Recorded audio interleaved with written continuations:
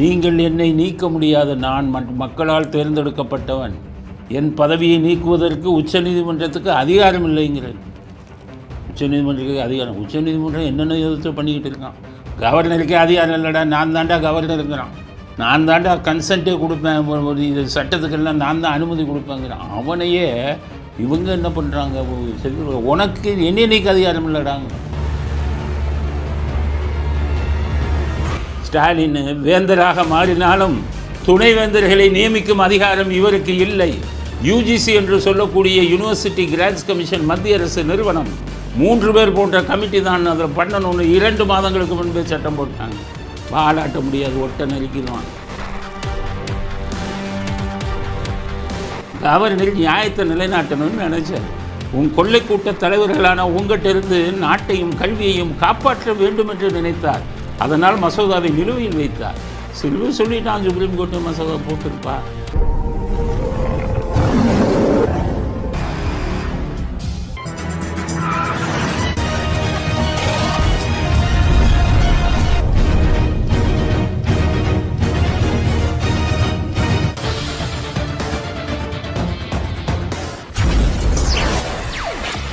வணக்கம். இன்றைய அரசியல் ஆடுகளத்திற்கு உங்கள் அனைவரையும் அன்புடன் வரவேற்கிறோம். இன்றைய செய்திகள் என்ன, நமது செய்தி அலசல் என்ன அப்படிங்கிறத பார்ப்போம். முதல் செய்தி அலசல். மாயமாய் மறைந்திருந்த செந்தில் பாலாஜியின் தம்பி அசோக் அதிசயமாக இன்று வெளியில் வந்து நீதிமன்றத்துக்கு முன்பு ஆஜராகிவிட்டார். யாருமே எதிர்பார்க்கலை. ஈடி 2 வருஷமாக சுற்றிக்கிட்டே தெரியுறான், காணாம பிடிக்கலன்னு. இவர் அங்கேயே அதே கல்லூரிலேயே அவங்க வீட்டிலே இருக்கார், வேறு எங்கேயும் போகல, அவங்க வீட்டிலேயே இருக்கார். ஈடி பிடிக்கவே இல்லை. கடைசி இன்றைக்கி திடீர்னு பார்த்தாரு, கோர்ட்டு முன்னாடி ஆஜராகிட்டார். ஏன் ஆஜராகிட்டார்னா, இன்றைக்கி கோர்ட்டு சம்மன். அக்யூஸ்டுங்க, குற்றவாளிகளுக்கெல்லாம் நோட்டீஸ் அனுப்பியிருக்காங்க, இன்றைக்கி கோர்ட்டுக்கு வரணும். பார்த்தா பெரிய காரில் இறங்குறாரு. வழக்கறிஞர் அவரை கூட்டிகிட்டு போய் அங்கே ஆஜர்படுத்திட்டார்.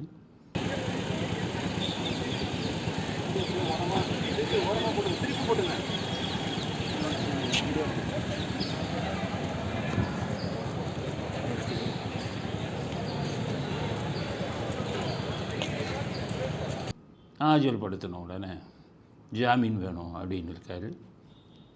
நீதிமன்றம் சொல்லிட்டாங்க, 15ஆம் தேதி இவ்வளோ பணத்தை கட்டுங்க ஜாமீனுக்குன்ட்டாங்க. ஆக ஒரு நாள் கூட ஜெயிலில் இவ்வளவு இதையும் பண்ணி 300 கோடியில் வீடு கட்டினதா டிஇடி சொல்கிறாங்க. ஒரு நாள் கூட ஜெயிலில் இல்லாமல் தப்பிச்சு இன்றைக்கி கோர்ட்டில் ஆஜராகி ஈடியும் மூஞ்சியில் கறி பூசிட்டார். ஈடியும் கொஞ்சம் கூட வெக்கப்படல. அதை பற்றி நம்ம இவ்வளோ நாள் நம்மடா கைது பண்ண முடியல, நம்ம முன்னாடி நிற்கிறான்னு வெக்கம் கூச்சம் அதெல்லாம் படல. அவங்க ஒரு மேலே நிறைய இது இருக்குது, குற்றச்சாட்டு இருக்குது அப்படின்னு சொன்னாங்க. அந்த குற்றச்சாட்டுக்கான ஆதாரங்க, கொஞ்சம் டைம் கொடுங்க, நாங்கள் ஆதாரத்தை கொண்டு வரோம், கோர்ட்டில் சமர்ப்பிக்கிறோம் நாங்கள். அதோட கோர்ட்டு தள்ளி போட்டாங்க. அவரும் ஜாலியாக வீட்டுக்கு போயிட்டார். 15ஆம் தேதி பணத்தை கட்டிட்டா பெயில் முடிஞ்சு போச்சு. ஆக எவ்வளவு இது பாரு. எப்போவுமே குற்றவாளி போலீஸோட அறிவாளியாக இருப்பான், அதனால தான் குற்றங்கள் நடக்குது. போலீஸோட திறமைசாலியாக இருப்பான். அதே மாதிரி அவனுக்கு ஆலோசனை சொல்ல அவனை காப்பாற்ற ஒரு வக்கீல் இருப்பான். எப்போவுமே எல்லா குற்றவாளிக்கும். காவல்துறையில் இந்த வீடுகளில் கொள்ளையடிக்கிறானே, அவனை நிறைய பேர் பிடிபட்டால் என்ன பண்ணுவான், ஐயா கொள்ளையடித்த பணத்தில் கொள்ளையடித்த நகையில் வக்கீலுக்கு போய் முதல்ல கொடுத்துருவேங்கம்மா. கொஞ்சம் நகையவே கொடுத்துருவான் வக்கீல்கிட்ட, திருடின நகையை. இல்லை பணமாக கொடுத்துருவான். வக்கீல் என்னையான்னு கேட்பான். நான் எனி டைம் உள்ளே போவேன், உள்ளே போனால் நீ தான் ஜாமீன் எடுக்கணும். பத்தாதியா அது இன்னொரு 27,000 கொடுமா வக்கீல், இந்த 27,000 வச்சுக்க. ஆனால் என்னை பெயில் எடுக்கணும்னா உடனே தான் வெட்டுவேம்மா வக்கீல், அதெல்லாம் நான் பார்த்துக்கிறேன் போயான்னுடும். அதனால தான் நிறைய வக்கீலுங்களை வெட்டி கொள்ளுவாங்களே, அது ஊரில் அந்த குற்றவாளிகள் பண்ணுற வேலை தான்.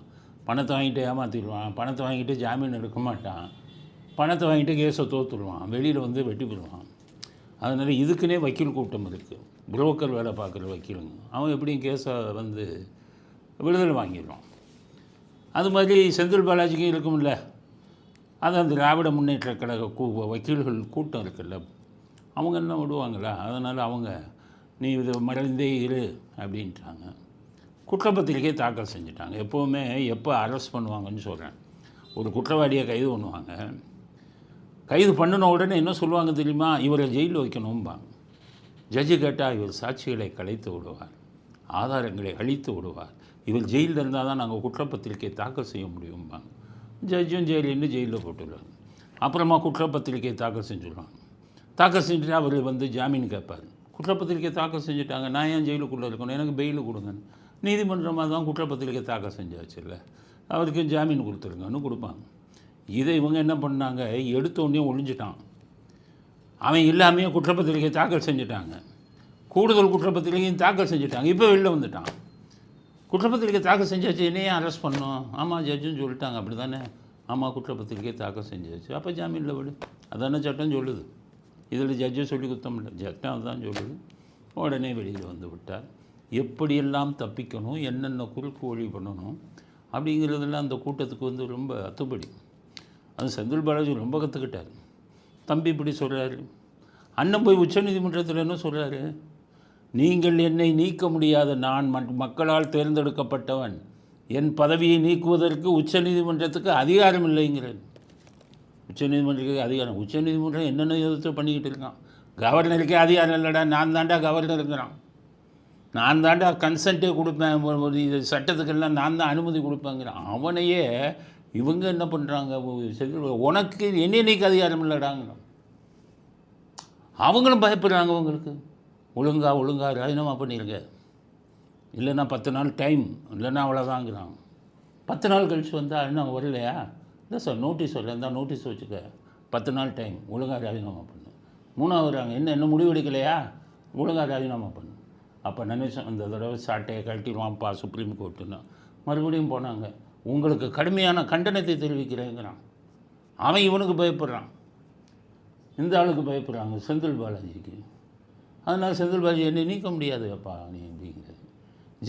ஜாமீனை நீ ரத்து செய்ய முடியாதுப்பா, ஜாமீன் கண்டிஷன் எல்லாம் நான் இது பண்ணவே இல்லை அப்படின்ட்டு சுப்ரீம் கோர்ட்டுக்கே டிமிக்கு கொடுக்குறாரு அவர் செந்தில் பாலாஜி. தம்பி இங்கே டிமிக்கு கொடுத்தாரு ஈடிக்கு.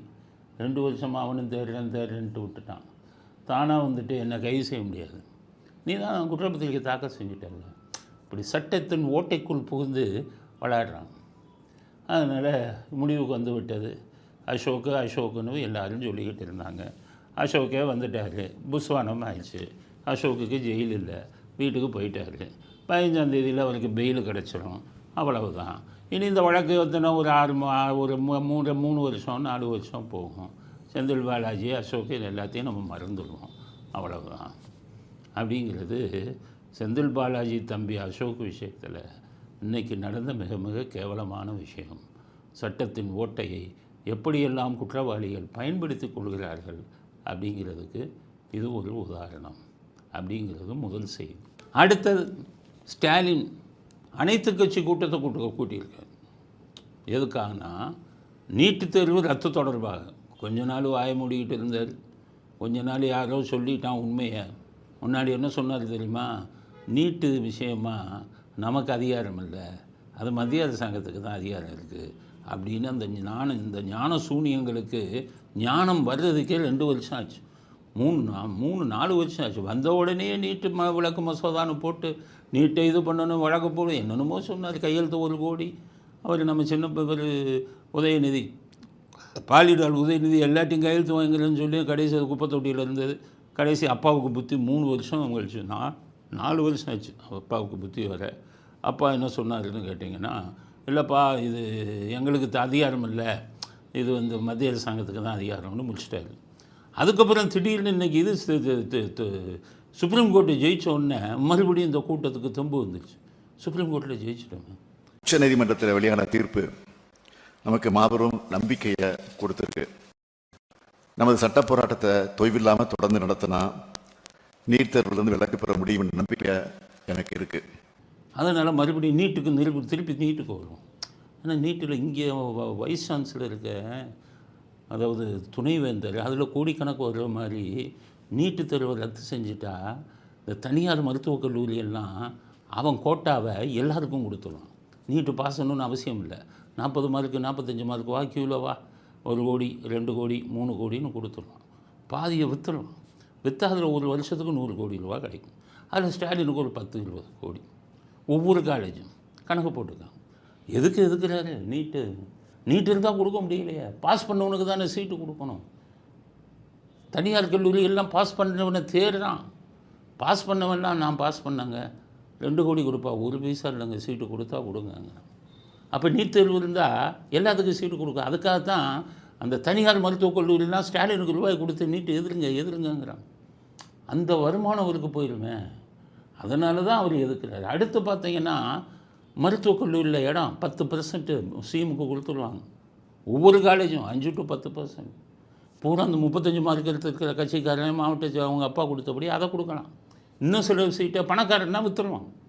அவர் என்ன சொல்லுவார், மாவட்ட செயலாளர் வருவான், வந்தோடனே என்னப்பா ஐயா மகனுக்கு வந்து எம்பிபிஎஸ் சீட்டு வேணும். சரி நீ தான் வசதியாக இருக்க, கட்சிக்கு ஒரு 10 கோடி கொடு, அதையும் விற்றுருவான். கட்சி அப்பாக்காரு சும்மா கொடுப்பார். நான் தான் ஏற்கனவே சொன்னேன்ல, கருணாநிதி இவன் கூட படித்த ஒரு பையன். அந்த பையன் வந்து பார்த்திங்கன்னா என் பையனுக்கு டாக்டர் கொடுக்கணும், அவர் வந்து வட்டச் செயலாளர், என் பையனுக்கு டாக்டர் கொடுக்கணும்னு கருணாநிதி கேட்டார்.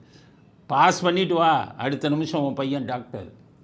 இந்த டாக்டர் சொல்கிறேன், வெக்கம் இல்லாமல் சொன்னார். அவர் சொன்ன வார்த்தை, அவங்க அந்த வட்டச் செயலாளர், இந்த டாக்டர் சொல்கிறேன் 35 மார்க் எடுத்து பாஸ் பண்ண என் பையன் மாதிரி, என் குடும்பத்தில் இருக்கிற பசங்க மாதிரி 35 15 20 அட்டெம்ப்ட் அடிப்பான். கடைசியில் ஒரு 35 எடுத்து பாஸ் பண்ண சொல்லி என் பசங்க மாதிரி உன் பையனுக்கு வந்து டாக்டர், என்ன மாதிரி டாக்டர் அப்படின்லாம் சொன்னார். வட்டச் செயலாளர் பையன்கிட்ட வந்து சொன்னார், அப்பா கருணாநிதி சொல்லிட்டாருப்பா நீ டாக்டர்னு படி அப்படின்னு. நான் என் கூட தான் படித்தார் அவர். நானும் அவரும் ஒரே ரூமு காலேஜில். என்ன பண்ணுவாருன்னு கேட்டிங்கன்னா 9 மணிக்கு லைட் அமர்த்தணும்னு ஹாஸ்டலில். ஏன்னா கருணாநிதி இருக்கிற தைரியம் 35 மார்க்கில் பாஸ் பண்ணால் போதும். எல்லாம் நாங்கள் எந்திரிச்சு போய் இதில் ரோடில் இருக்கிற லைட்டுக்கு கீழே படிச்சிருக்கோம் நாங்கள்லாம். ஏன்னா அந்த ரூமுக்கே போக முடியாது. திமுகவின் வட்டச் செயலாளர் பையன், வருங்கால டாக்டர். நாங்கள்லாம் வந்து ரோட்டில் போய் படிப்போம், ஹாஸ்டலில் படிக்கவே முடியாது. கடைசி நான் பார்த்தேன் 35 எடுத்துருவானாவன் அப்படின்னு பார்த்தோம். கடைசி பார்த்தா எல்லா சப்ஜெக்டும் ஃபெயில். கருணாநிதி கேட்டார், என்னப்பா ஆச்சு உன் பையன் ஃபெயில் ஆகிட்டான்? என்னையா நீ ஃபெயில் ஆனுங்கிற? நீ போய் பின்னாடி பேப்பரெல்லாம் போய் ஃபாலோ பண்ணி நீ சொல்லியிருந்தா நான் அந்த பேப்பர் திருத்துற இடத்துலே பண்ணிடுவேன். இதெல்லாம் கற்பனையில் பேசவில்லை.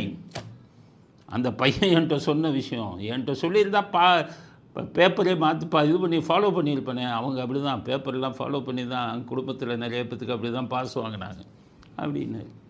ஆக இந்த கனவு இப்போ ஸ்டாலினுக்கு என்னென்னா, இவர் விவரமான இல்லை, அவருக்கு எது கொடுப்பாரு, இவன் வட்டச் செயலாளர், இவனால் ஒரு 1,00,000 ஓட்டு கிடைக்கும் அப்படிம்பாரு. ஸ்டாலின் அது இல்லை, நம்ம தான் 4,000 கொடுத்து ஓட்டு வாங்கிடலாம். ஒரு 50 லட்சம் கூட, 1 கோடி கொடு, கட்சிக்காரனா மற்றவனுக்கு 2 கோடி, உனக்கு 1 கோடி. இந்த கனவெல்லாம் சிதைந்து போகும் நீட்டு இருந்தால். இதற்காகத்தான் ஸ்டாலின் துடிக்கிறார். நீட்டு ரத்தை பண்ணணுமே. பையனும் அதை விட துடிக்கிறார். அதுக்காக பையனும்னு சொல்லிட்டார். என்னன்னு கேட்டிங்கன்னா, சட்ட போராட்டம் தொடரும் என இதில் ஜெயிச்சுட்டாங்களாம். நீட் தேர்வு முறையை எதிர்த்து கடந்த ஜூலை 2023ஆம் ஆண்டு தமிழ்நாடு அரசால் மாண்புமிகு உச்சநீதிமன்றத்தில் தொடுத்துள்ள வழக்கினை தீவிரமாக முன்னெடுத்து செல்வது, நமது சட்ட முன்வடிவிற்கு ஒன்றிய அரசு ஒப்புதல் தர மறுத்துள்ளதை எதிர்த்து தேவைப்படும் புதிய வழக்கு ஒன்றினை மாண்புமிகு உச்சநீதிமன்றத்தில் தொடுப்பது உள்ளிட்ட அனைத்து சட்டபூர்வ நடவடிக்கைகளையும் சட்ட வல்லுநர்களுடன் கலந்து ஆலோசனை செய்து மேற்கொள்வதென ஒருமனதாக தீர்மானிக்கப்படுகின்றது. கவர்னர் இந்த மசோதாவில் சேர்ச்ச உடனே இந்த கூட்டத்துக்கு தெம்பு வந்துருச்சு. சட்ட போராட்டம் தொடரும். அப்பாவுக்கும் சட்டம் தெரியாது, பையனுக்கும் தெரியாது, உங்ககிட்ட இருக்கிற லீகல் டீமு சட்டவங்களுக்கும் சட்டம் தெரியாது. ஆனால் எப்படி தீர்ப்பு வாங்குறதுலாம் உங்களுக்கு நல்லா தெரியும்ல. எங்கெங்கே தீர்ப்பு இல்லைன்னா சமாதிக்கு நீங்கள் தீர்ப்பு வாங்கினீங்க, இப்படி இருந்தீங்கன்னா எப்படி உங்களுக்கு தெரியும் எங்கெங்கே எப்படி வாங்கணும். அதனால் பையன் சொல்லிட்டார், சட்ட போராட்டம் தொடரும் நீட்டுக்குன்னு. அப்பாவும் பையனும் ஞான சூனியமாக இருக்கீங்க. போன ஜனவரி மாதம் போன வருஷம் 2024 சுப்ரீம் கோர்ட்டு நீட்டுக்கு முடிவு கட்டிட்டாங்க. நீட்டு தேர்வை ரத்து செய்ய முடியாதுன்னு தீர்ப்பை கொடுத்துட்டாங்க. அதுக்கு ரெவ்யூ பெட்டிஷன்லாம் போட்டான். உங்கள் எல்லாமே போச்சு, கேன்சல் ஆகி போச்சு. இனி நீங்கள் சுப்ரீம் கோர்ட்டு போக முடியாது. இன்டர்நேஷ்னல் கோர்ட்டுன்னு ஒன்று இருக்குது, சர்வதேச கோர்ட்டு. அங்கே போய் வேணால் முயற்சி செய்யுங்க. அப்பாவும் பையன் 2 பேரும் கோமாளித்தனம் பண்ணி இப்போ பொதுக்கூட்டம், இது கூட்டம், அனைத்து கட்சி கூட்டம் எங்களுக்கெல்லாம் அனுப்பவே மாட்டாங்க. நாங்கள் இதில் அரசியல் இதில் வந்து எலெக்ஷன் கமிஷனில் பதிவு செய்யப்பட்டது. எங்களுக்கெல்லாம் அனுப்ப மாட்டாங்க. அவங்களுக்கு வேண்டியவங்களுக்கு மட்டும் அனுப்பிக்குவாங்கன்னு நினைக்கிறேன். கேட்டால் அனைத்து கட்சி கூட்டம். பிஜேபியும் அதிமுகவும் கலந்துக்க மாட்டேன்ட்டாங்க. நல்ல வேலை. அதிமுக அவங்களும் நீட்டு மசோதா விளக்குன்னே சொல்லிக்கிட்டு இருந்தாங்க. அதனால் இப்போ அவங்களும் திருந்தி அவங்களும் இந்த இதுக்கு போக மாட்டேன்ப்பா, இதில் ஒன்றும் உருப்படியாக நடக்காதுன்னு எடப்பாடிக்கும் இது வந்துருச்சு. அதனால் கோமாளிகள் கூடி நீட்டு ரத்து அனைத்து கட்சி கூட்டம்னு கோமாளிகள் கூடி நடத்தி கொண்டிருக்கிறார்கள். இந்த கோமாளிகளுக்கு தெரியாது சுப்ரீம் கோர்ட்டில் இது ஏற்கனவே முடிந்து போன அத்தியாயம் என்று அப்படிங்கிற விஷயத்தை அடுத்ததாக பதிவு செய்ய விரும்புகிறோம். இவர் சொல்கிறார் திருமாவளவன் உடனே கவர்னர் ராஜினாமா பண்ணணுமா, ஏன்னு கேட்குறாங்க. அதான் தோத்துருச்சுல்ல சுப்ரீம் கோர்ட்டில். உச்சநீதிமன்றத்தில் ஒரு மகத்தான வரலாற்று சிறப்பு வாய்ந்த தீர்ப்பு அளிக்கப்பட்டிருக்கிறது. இது மாண்புமிகு முதல்வர் அவர்களுக்கு கிடைத்த மாபெரும் வெற்றி, தமிழ்நாட்டு மக்களுக்கும் கிடைத்த ஒரு மகத்தான வெற்றியாகும். தமிழ்நாட்டுக்கு மட்டுமல்ல, ஒட்டுமொத்த இந்தியாவுக்கே ஆளுநர் என்கிற பதவியே வேண்டாம் என்பதுதான் நம்முடைய நிலைப்பாடு. அதை நாம் மீண்டும் வலியுறுத்த கடமைப்பட்டிருக்கிறோம். சுப்ரீம் கோர்ட்டில் தோத்ததுன்னா சட்டத்தில் என்ன இருக்குது, அரசியல் சட்டத்தில் தேர்ந்தெடுக்கப்பட்ட பிரதிநிதிகளுக்கு அதிகாரம் அதிகம். நீங்கள்லாம் வெக்கம் இல்லாமல் தேர்ந்தெடுக்கப்பட்ட பிரதிநிதி இந்த நாட்டோட தலைவிதி. எவனுக்காச்சும் ஒருத்தனுக்காச்சும் தேர்ந்தெடுக்க பிரதிநிதின்னு சொல்கிறதுக்கு ஒரு தகுதி இருக்கா? இவங்கெல்லாம் தேர்ந்தெடுக்கப்பட்ட பிரதிநிதி. அதனால் சட்டம் என்ன சொல்லுது, அரசியல் சட்டம் அவங்க தான் சட்டத்தை உருவாக்கணுங்கிறது. கவர்னருக்கு அதிகாரம் இல்லை, அவருக்கே தெரியும். ஆனால் அந்த இதை வந்து இப்போ பாழாக்கி விடுவாங்களேன்னு தான் கல்வியை கொஞ்சம் இழுத்தடித்தார். சுப்ரீம் கோர்ட் என்ன சொன்னால், இழுத்தடிக்கக்கூடாது, அவன் அயோக்கியனாக இருந்தால் என்ன, அதை அப்போ மட்டாளாக இருந்தால் என்ன, படிப்பறிவு இல்லாதவனா என்ன, சட்டம் வந்து அவனுக்கு தான் அதிகாரம் கொடுக்குது. அதனால் அவன் விதம் மசோதாவை பாஸ் பண்ணுன்னு சொல்லிட்டான். இது உங்களுக்கு கிடைத்த வெற்றி இல்லை, அரசியல் சட்டத்துக்கு கிடைத்த வெற்றி. ஆனால் இந்த விவரம் என்ன சொல்கிறாரு, ராஜினாமா பண்ணுங்க. யார்? ஸ்டாலின். அப்போது ஸ்டாலின் வந்து கேஎன் நேரு வீட்டில் இப்போ கோடியாக கண்டுபிடிச்சி கொண்டு வந்து விசாரணைக்கு கூப்பிட்றாங்க. செந்தில் பாலாஜியை வந்து இடி கூப்பிட்டு இப்போ பயங்கரமாக விசாரித்து அவர் ஏற்கனவே ஜெயிலுக்கு போயிட்டு வந்துட்டார். பொன்முடி 3 வருஷம் தண்டனை அடைஞ்சு அவர் வந்து செம்மன் குவாரி வழக்கில் அவரை வந்து அக்யூஸ்டாக போட்டிருக்காங்க இடியில். அவரே போய் ஸ்டே வாங்கிட்டு வந்து மந்திரியாக இருக்கார். மந்திரிக மேலே பூரா கொள்ளையடிச்சாங்கிற இது குற்றச்சாட்டு இருக்குது. இன்னும் சில மந்திரிகள் ஜெயிலுக்கு போகிறாங்க. உங்கள் முதலமைச்சருக்கு என் மந்திரி பூரா அயோக்கியனாக இருக்கான், இதுக்கு நான் பொறுப்பு வைக்கிறேன்னு உங்கள் முதலமைச்சர் ராஜினாமா பண்ணுறதை விட்டுட்டு கவர்னர் போய் ராஜினாமா பண்ணணும்னா என்ன அர்த்தம்? கவர்னர் நியாயத்தை நிலைநாட்டணும்னு நினச்சார். கொள்ளை கூட்ட தலைவர்களான உங்கள்கிட்ட இருந்து நாட்டையும் கல்வியையும் காப்பாற்ற வேண்டும் என்று நினைத்தார். அதனால் மசோதாவை நிலுவையில் வைத்தார். சொல்லிட்டான் சுப்ரீம் கோர்ட்டு மசோதா போட்டிருப்பா, அவங்களுக்கு தான் இது இருக்குது அப்படின்னு ஒன்று. அது ஒரு பெரிய வெற்றியா? இது இருந்தால், சரியான மனசாட்சி உள்ளவர்களாக இருந்தால் சொன்னேன், ஸ்டாலின் ராஜினாமா பண்ணுங்கள். மந்திரி பூரா கொள்ளையடிச்சுக்கிட்டு இருக்கான், இதை விட்டுட்டு கவர்னரை போய் ராஜினாமா பண்ணணும். வரவேற்கிறார், விஜய் கூட வரவேற்கிறார். இதை அரசியல்வாதி தான் சான்சலராக இருக்கணுமா? ஏன் நாளைக்கு நம்ம ஆட்சிக்கு வந்தால் கொள்ளையடிக்கலாம்னு விஜய்க்கு வருது. அதுதான். கமலஹாசன் அரசியல்வாதி இல்லை. நீங்கள்லாம் அரசியல் ஜாதியா? நீங்கள் திருந்தவே மாட்டேங்கய்யா. நீங்கள்லாம் படிக்காத கூட்டம்யா. உங்களுக்கு படிப்புனா என்னன்னு தெரியாது. நீ எல்லாம் கொள்ளையடிக்கிறத தான் எதிர்பார்க்குறாரு. அதனால் நீங்கள் என்ன பண்ணுவீங்க? இது நீட்டு இது வருதா, நம்ம வைஸ் சான்சலர் இது, சான்சலர் இது, நான் தான் சான்சலர்னு சொல்லத்தான் விரும்புவீங்க. அரசியல் ஜாதி இல்லை நீங்கள்லாம். கேவலமான அரசியல்வாதிகள் இல்லை. அரசியல்வாதி தமிழ்நாட்டில் அரசியல்வாதினால காரி துப்புறான். பெரிய சான்சலராக வந்துட்டாரான். எத்தனை சான்சலர் இருக்காங்க தெரியுமா? நிகழ்நிலை பல்கலைக்கழகம்னு இருக்குது, அதுக்கெல்லாம் சான்சலரு ஜேபிஆர். அந்த இதுக்கு அவர் கட்சிக்கு, அவர் காலேஜுக்கு அவர் ஜேபிஆர். ஐசரி கணேஷ் இருக்கார், அவர் காலேஜுக்கு அது ஒரு யூனிவர்சிட்டி, அவர் தான் வேந்தர்.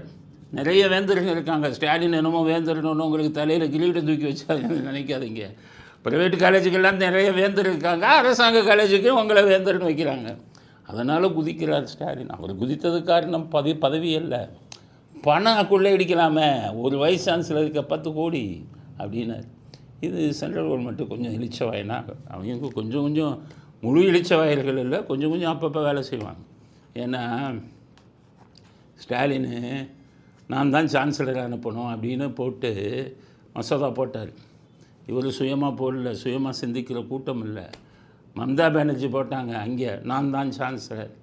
அடுத்து மம்தா பானர்ஜி சொல்லி கொடுத்துட்டாரு, நீ வந்துடு, இங்கே நான் கொள்ளையடிக்கிறேன், இங்கே நீ அங்கே கொள்ளையடிச்சிடலாம், வைஸ் சான்சலர் வச்சுன்னு சொன்ன உடனே தான் இவருக்கு ஐடியா வந்து இவர் போட்டார். அங்கே சென்ட்ரல் கவர்மெண்ட்டில் எஜுகேஷன் மினிஸ்டர், கல்வி மந்திரி தர்மேந்திர பிரதான்னு ஒரு ஆள் இருக்கார். உங்கள் எல்லாத்துக்கும் ஞாபகம் இருக்கும்னு நினைக்கிறேன். சமீபத்தில் பார்லிமெண்ட்டில் தமிழர்களை காட்டு மிராண்டிகள்னு சொன்னாங்க, நாகரிகம் இல்லாதவர்கள்னு சொன்னாங்க. இவங்களைத்தான் நாகரிகம் இல்லாதவன்னு சொன்னாங்க. எம்பிங்கெல்லாம் அவ்வளோ நாகரிகமானவன் இல்லை, அன்சிவிலைஸ்டாக இருக்கீங்க, ஏன் கத்துறீங்க குதிக்கிறீங்கன்னா அப்படியே பிளேட்டை திருப்பி தமிழர்களை சொன்னாங்களாம். ஏன்னா இவன் எவனுமே தமிழன் இல்லை, அன்றைக்கி குதிச்சவன் எவனும் தமிழன் இல்லை. அதனால் அப்படி திருப்பினாங்க. அந்த தர்மேந்திர பிரதான் என்ன பண்ணார், 2025 இப்போ இந்த வருஷம் 2-3 மாதத்துக்கு முன்னாடி அங்கே மம்தா பானர்ஜி, இங்கே ஸ்டாலினும் இவங்களை வந்து துணைவேந்தர்களை ஏலம் போடலான்னு, இவர்களை வேந்தராக்கணும்னு சட்டம் கொண்டு வராங்கன்ட்டு அவர் ஒரு சட்டம் போட்டார். ஏற்கனவே யூனிவர்சிட்டி கிராண்ட்ஸ் கமிஷன் டிராஃப்ட்ஸ் ரெசல்யூஷன்னு பேர். நீங்கள் நல்லா புரிஞ்சுக்க, எளிமையாக சொல்கிறேன். யூனிவர்சிட்டி கிராண்ட்ஸ் கமிஷன்னு மத்திய இதில் இருக்குது, மத்திய அரசாங்கத்தில் ஒரு பெரிய நிறுவனம். எல்லா கல்லூரிகளுக்கும் நிதி உதவி அவங்க தான் செய்கிறாங்க, இந்தியா முழுவதும் இருக்கிற கல்லூரிகளுக்கு. அவங்களுடைய அனுமதி இல்லைன்னா இங்கே கொடுக்குற டிகிரி எதுவுமே செல்லாது. யூஜிசி அப்படின்னு சொல்லுவாங்க. அது யூஜிசி வந்து அனுமதி கொடுக்கணும். அவங்க கொடுக்கலைன்னா ஒரு டிகிரியும் செல்லாது, தூக்கி குப்பத்தொட்டில் போட்டுக்கிற வேண்டியது தான். அது மாதிரி யூஜிசி தான் மெயின். அவங்க என்ன பண்ணிட்டாங்க, வந்து ஏலம் போட பார்க்குறாங்கன்ட்டு 2025 ரூல் போட்டாங்க. என்னென்னா, யார் முதல் மந்திரி வந்து கூட வேந்தராக இருந்தாலும் கூட, கவர்னருக்கு பதிலாக இவன் வந்துட்டால் கூட, துணை வேந்தரை தேர்ந்தெடுக்கிறதுனா கமிட்டி போடணும், 3 பேருக்கு கூட கண்பிட்டி. அதில் முதலமைச்சர் துணை வேந்தருக்கிறாரில்ல, அவர் சார்பில் ஒரு ஆள் இருக்கணும். யூஜிசி சேர்மன் நான் ஒரு ஆள் இருப்பேன். இன்னொன்று யூனிவர்சிட்டி செனட்லேருந்து ஒரு ஆள் இருக்கணும். இந்த 3 பேர் சேர்ந்து தான் துணைவேந்தரை தேர்ந்தெடுக்கணும்னு போட்டாங்க 2 மாதத்துக்கு முன்னாடி. ஸ்டாலினுக்கு தெரியும், அவர் உடனே எதிர்ப்பு தெரிவித்து கடிதம் எழுதினார். இதெல்லாம் வேணாம், இதெல்லாம் வேணாம், அந்த கமிட்டியெல்லாம் வேணாம், நானே தேர்ந்தெடுத்துக்கிறேன்னு போயான்னு தூக்கி கிழிச்சு போட்டாங்க. ஆக ஸ்டாலின் வேந்தராக மாறினாலும் துணைவேந்தர்களை நியமிக்கும் அதிகாரம் இவருக்கு இல்லை. யூஜிசி என்று சொல்லக்கூடிய யூனிவர்சிட்டி கிராண்ட்ஸ் கமிஷன் மத்திய அரசு நிறுவனம், 3 பேர் போன்ற கமிட்டி தான் அதில் பண்ணணும்னு 2 மாதங்களுக்கு முன்பே சட்டம் போட்டாங்க. வாலாட்ட முடியாது, ஒட்ட நெருக்கிடுவான். யூஜிசி வந்து எந்த பணமும் கொடுக்க மாட்டான். அதனால் கனவில் விதைக்காதீர்கள், கொள்ளையடிக்க முடியாது. துணைவேந்தர்கள்லாம் இஷ்டத்துக்கு வந்து நீங்கள் போட முடியாது, அங்கே செக் வச்சுட்டான் ஏற்கனவே. அதனால் நீங்கள் கனவுடன் வருகிறீர்கள், அந்த கனவு நிறைவேறாது அப்படிங்கிறத ஸ்டாலினுக்கு செய்தியாக சொல்லிக்கிறோம். அடுத்தது குமரி அனந்தன், அவர் மரணம் அடைந்து விட்டார். அதாவது தமிழிசை சவுந்தரராஜன் அவருடைய தந்தை. இன்றைக்கி இருக்கக்கூடிய இளைஞர்களுக்கு அவரை பற்றி தெரியாது. அவர் காங்கிரஸ்வாதி, மிகச்சிறந்த பேச்சாளர். அவர் பேச்சை நானே கேட்டு அசைந்திருக்கேன். எங்கள் கல்லூரியில் வந்து மனிதனை தேடுகிறேன்னு பேசினார். மிக மிக மிக மிக அருமையான, இன்றும் எனக்கு அப்படியே நினைவில் இருக்கிறது. அவ்வளோ பெரிய சிறந்த இலக்கியவாதி, சிறந்த பேச்சாளர், காங்கிரஸிலே இருந்தார். இடையில் எம்ஜிஆர் வந்து 1977 கட்சி எலெக்ஷனில் நிற்கும்போது குமரி அனந்தனை கேட்டார், நீங்கள் ரொம்ப சிறந்த பேச்சாளராக இருக்கீங்க, இலக்கியவாதியாக இருக்கீங்க, அதனால் நீங்கள் இது சட்டசபைக்கு வாங்க, உங்கள் பேச்சு இதெல்லாம் உபயோகமாக இருக்கும் அப்படின்னாரு. அதுக்கப்புறம் அவர் சட்டசபைக்கு வரலாங்கும்போது காங்கிரஸில் சீட்டு கிடைக்கணுமே, காங்கிரஸ் தான் ஃப்ரீயாக விட மாட்டானா. இங்கே டெல்லியிலேருந்து தானே லிஸ்ட்டு வரும், பிஜேபி மாதிரி. பிஜேபிக்கு டெல்லியிலேருந்து லிஸ்ட்டு வரும், காங்கிரஸுக்கும் டெல்லியிலேருந்து லிஸ்ட்டு வரும். அப்போ தான் எம்ஜிஆர் இவங்கெல்லாம் பேசி தனி கட்சியை ஆரம்பிக்க சொல்லி காக்கா தேக்கா, காந்தி காமராஜ் தேசிய காங்கிரஸ்னு ஆரம்பித்தார். எம்ஜிஆர் டி நகரில் அவருக்கு சீட்டை கொடுத்தாரு. டி நகர் எம்எல்ஏ ஆனார். அவருடைய பேச்சாற்றல் இதெல்லாம் வந்து பெரிய அளவில் டி நகர்லேயோ இல்லை வேறு தொகுதியிலையோ எனக்கு, ஆனால் டி நகரில் வந்து அவருடைய கட்சி நின்னது. ஸோ இவர் எம்எல்ஏவெல்லாம் ஆகி மிகச்சிறந்த அளவில் இப்போ ஒரு சொற்பொழிவெல்லாம் கொடுத்தார். மிகச்சிறந்த பேச்சாளர். இன்றைய தலைமுறைக்கு தெரியணும். இப்போ யாராச்சும் கேட்டால் தமிழிசை சவுந்தரராஜன் அப்பான்னு சொல்லுவாங்க, அது இல்லை. குமரி அண்ணனுடைய மகள் தான் தமிழிசை சவுந்தரராஜன். தமிழிசை சவுந்தரராஜன் அவங்க அப்பாவுடைய வாரிசாக இருக்கலாம், ஆனால் அவங்க அப்பா இலக்கியவாதி. இவங்க ரொம்ப எளிமையானவங்க, அவ்வளோதான். அவர் இலக்கியவாதி, பேச்சாளர், இதெல்லாம். அதனால் அவருடைய சிறந்த இலக்கியவாதி, பேச்சாளருங்கிற முறையில் அவருக்கு அவர் குடும்பத்திற்கு ஆழ்ந்த அனுதாபத்தை தெரிவித்துக் கொள்வோம். அதுக்கடுத்தது திருமா இபிஎஸ் இளவு காத்த கிளியாக இருக்காராம். எதுக்கு இருக்கார்? இப்போ நம்ம இபிஎஸ்ஸை சப்போர்ட் பண்ணுறதில்ல, ஆனால் திருமா பேசுறது தப்பாக இருந்தால் நம்ம சொல்லிக்காம. இபிஎஸ் இளவு காத்த கிளியாக எதுக்குன்னா, இவங்க திமுக கூட்டணி விட்டு வெளியில் வருவாங்களான்னு காத்துக்கிட்டு இருக்காங்களாம். இளவு காத்த கிளி. திமுக கூட்டணியிலிருந்து சில கட்சிகள் வெளியே வரும் என்று இலவு காத்த கிளியைப் போல காத்திருந்தார்கள். அவ்வாறு இது நிகழவில்லை. நிகழாததன் விளைவாக, விரக்தியின் விளைவாக இத்தகைய கருத்துக்களை அவர்கள் சொல்லி வருகிறார்கள். இலவு காத்த கிளி. இலவு காத்த கிளிங்கன்னா என்னங்கிறத பழமொழியை ரொம்ப பேருக்கு தெரியாது.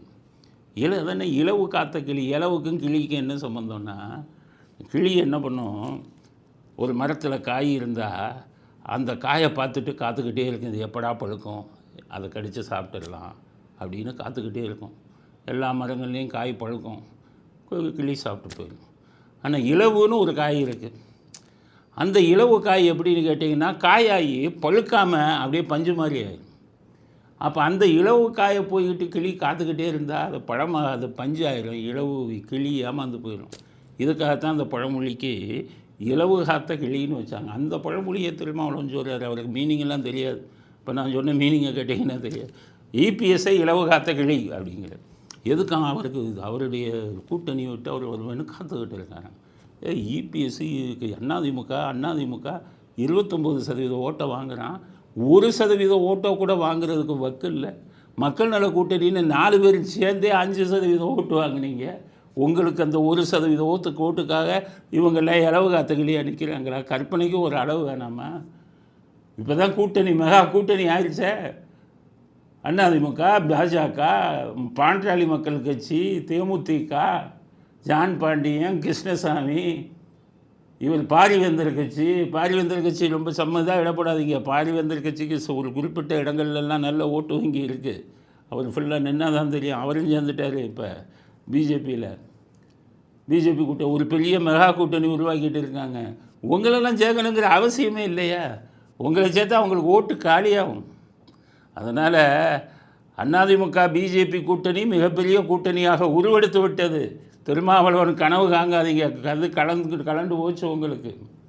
உங்கள் கூட்டணியோட இது இனி அவ்வளோதான். அதனால் திமுக கூட்டணியிலே இருங்க. நீங்கள் இருந்தால் தான் உங்களுக்கு ஒரு 4-5% ஓட்டு குறையும். நீங்கள் எந்த பக்கம் வந்தீங்கன்னா இங்கே 4-5% ஓட்டு குறைஞ்சிடும்.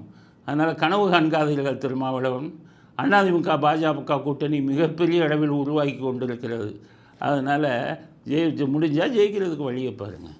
அதுக்கு விட்டுட்டு இவர் இவருக்கு அவங்க கிளியான், இவர் இளவான், ஏமாந்து போகிறாங்க. இது என்ன கற்பனை அப்படிங்கிறத திருமாவளவனுக்கு சொல்ல விரும்புகிறோம். அடுத்தது ஒரு முக்கியமான தகவல் பார்லிமெண்ட்டில் நம்ம தமிழ்நாட்டில் எப்படின்னு பாருங்கள். அன்புமணி ராமதாஸ் எம்பி, அதுவும் எப்படி எம்பி அதிமுகவோட கூட்டணி சேர்ந்து எனக்கு ராஜ்யசபா சீட்டு கொடுக்கணும் அப்படின்னு கேட்டு ராஜ்யசபா சீட்டை வாங்கிட்டு உடனே கூட்டணி மாதிரி அந்த பக்கம் போய் எம்பி ஆனார். அப்போ என்னென்னா அது எம்பியை கேட்டு வாங்குறாரு அவர். அப்போ மக்களுக்கு பெரிய அளவில் அவர் தொண்டு செய்ய விரும்புகிறாரு அப்படின்னு பார்த்தா, இந்த பட்ஜெட் கூட்டத்தொடரில் அவர் பார்லிமெண்ட்டுக்கு போனது 6 நாள். சம்பளம் 1 லட்சம் 1.5 லட்சம் அது வாங்கிடுவாங்க. வேலைக்கு போகாமல் நமக்கு சம்பளம் கிடைக்குமா? யாருக்காச்சும் நீங்கள் ஆஃபீஸுக்கு வேலைக்கு போகணுன்னா கிடைக்குமா? ஆனால் அரசியல்வாதிக்கு கிடைக்குதே. 6 நாள் தான் போயிருக்காரு ஃபுல் சம்பளம் பட்ஜெட் காலத்தொடரில். இளையராஜா 2 நாள் தான் போயிருக்காரு. இவங்களெல்லாம் எம்பி ஆகணும். பாஜகவுக்கு சொல்கிறேன், பார்லிமெண்ட்டுன்னு எம்பின்னு போட்டிங்கன்னா மக்கள் பிரச்சனைகளை பேசுகிறதுக்காச்சும் பார்லிமெண்ட்டுக்கு வரணும். முதலே கேட்டுக்கணும். எப்போ உனக்கு எம்பி கொடுக்க போகிறேன், ஒழுங்காக பார்லிமெண்ட்டுக்கு வருவையா, வர முடிஞ்சால் சொல்ல உன்னை எம்பி ஆக்குறேன், இல்லைன்னா முடியாது. யாருடைய பணம்? மக்களுடைய வரி பணத்தை சம்பளமாக வாங்குகிறாங்க. மனசாட்சி வேணாம்? இளையராஜா நீங்களாம் மறுத்து இருக்கணும். ஏன்னா இசையமைச்சுக்கிட்டு இருங்க, எனக்கு பார்லிமெண்ட்டுக்கு வர முடியாது, தயவுசெய்து கொடுக்காதீங்க அப்படின்னு சொல்லணும். பேருக்கு வச்சுக்கிட்டு இங்கே இதுக்கே போகிறதில்ல, மக்கள் வரி பணத்தை போய் சம்பளமாக வாங்கிட்டு இருக்கீங்கன்னா மனசாட்சி இல்லையா உங்களுக்கு? எதுக்கு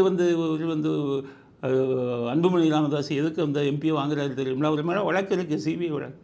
5000 கோடிக்கு மேலே ஊழல் வழக்கு இருக்குது. ஊழல் வழக்குனா சிபிஐ விசாரிப்பான், அவங்க இதெல்லாம் பண்ணுவான். அப்போ எம்பினா ஒரு பாதுகாப்பு. இதுக்கு தான் எம்பியாக வச்சுருக்காங்க. இதுக்கு தான் அவர் தேடி தேடி எம்பியாக வாங்குறாரு. ஏன்னா அவர் மந்திரி ஆகணும்னு நினைச்சார். அவங்க மந்திரி கொடுக்க மாட்டேன்ட்டாங்க. உங்கள் மீது ஊழல் குற்றச்சாட்டு இருக்குன்னு பாஜக சொல்லிட்டாங்க. அதனால் இப்போ புதிய பாதையை கண்டுபிடித்து எம்பி ஆகிக்கிட்டா நம்ம மேலே இருக்கிற ஊழல் வழக்குக்கு ஒரு பாதுகாப்பு இருக்க வேண்டும் என்பதற்காக எம்பி ஆகிறாங்களே ஒழிய நாட்டு நலனுக்காக மக்கள் பிரச்சனைக்காக இங்கே போய் பேசணுங்கிற எண்ணம் இவர்களுக்கு இல்லை. அதனால் இந்த 2 பேருக்கும் சொல்கிறேன், ஒழுங்காக பார்லிமெண்ட்டுக்கு போய் மக்கள் பிரச்சனை பேசுகிறதா இருந்தால் எம்பியாக கண்டினியூ பண்ணுங்கள். இல்லைன்னா உண்மையான மனசாட்சி இருந்தால் ராஜினாமா பண்ணிட்டு போயிடுங்க. மக்கள் வரி பணத்தை சம்பளமாக வாங்காதீங்க.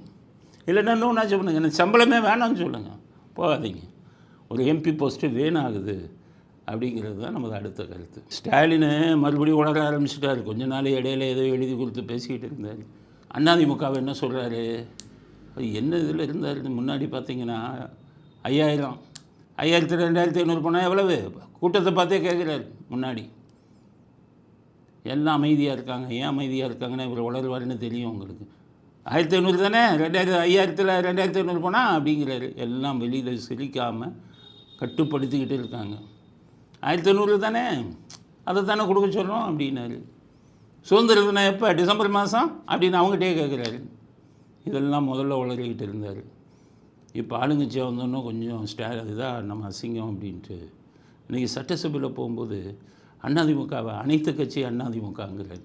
தங்களுடைய மகிழ்ச்சியை அனைத்து கட்சி மன்னிக்கவும் ஆளுங்கட்சியான அதிமுக தவிர்த்து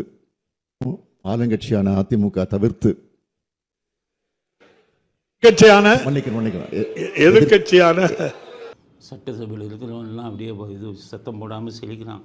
ரொம்ப சிரித்தாலும் சபாநாயகர் தான், என்னடா அனைத்து கட்சி அதிமுகங்கிறாரு, ஒருவேளை நாளைக்கு வர அனைத்து கட்சியை பற்றி யோசிச்சுக்கிட்டு இருக்காருன்ட்டு பக்கத்தில் இருந்து, சார் அனைத்து கட்சி இல்லைன்னு தவறு மன்னிக்கவும் அப்படின்ட்டு ஆளுங்கட்சி அதிமுகவை அவரே ஆளுங்கட்சி ஆக்கிட்டார். அவர் வார்த்தை பழிக்கட்டும் அப்படிங்கிறது தான். அதனால் இதை கேளுங்க. சட்டசபையில் இப்படியும் பேசுகிற ஒரு முதலமைச்சர் இருக்கிறார்.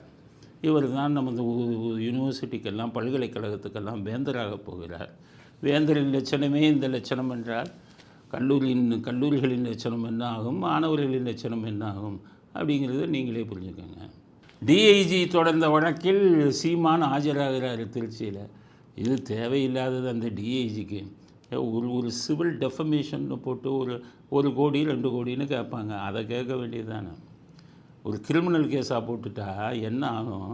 இவர் வேலையெல்லாம் விட்டுட்டு ஒவ்வொரு வாய்தாவுக்கும் டிஐஜியும் போய் நிற்கணும். இது தேவையா? ஒரு ஐபிஎஸ் ஆஃபீஸரு மேஜிஸ்ட்ரேட்டுக்கு உங்கள் கேடரு மேஜிஸ்ட்ரேட்டை விட பல மடங்கு பெரிய கேடரு. மேஜிஸ்ட்ரேட் உட்காந்துருப்பாரு, நீங்கள் போய் கும்பிடணும் மேஜிஸ்ட்ரேட்டை. உங்கள் பகுதிக்கு உங்கள் இதுக்கு ஒரு பதவிக்கு ஒரு தகுதி வேணாமா? அங்கே எப்படி நடத்துவாங்க? நம்ம ஜுடிஷியல் சிஸ்டத்தோட மிகப்பெரிய கொடுமை என்ன தெரியுமா? புகார் கொடுக்குறவனையும் குற்றவாளி மாதிரி நடத்துவான் கோர்ட்டில். நான் பல தடவை அதை அப்ஜெக்ட் பண்ணியிருக்கேன். புகார் கொடுத்தவன் யார்? அவன் குற்றவாளியா? சில மேஜிஸ்ட்ரேட்டுக்கு இருக்காங்க. மேஜிஸ்ட்ரேட்டே கேட்டேன் நான் நாகப்படும், என்ன நீங்கள் கம்ப்ளைண்ட் அவரை போயிட்டு அக்யூஸ் மாதிரி அங்கே நில்லும்பாங்க.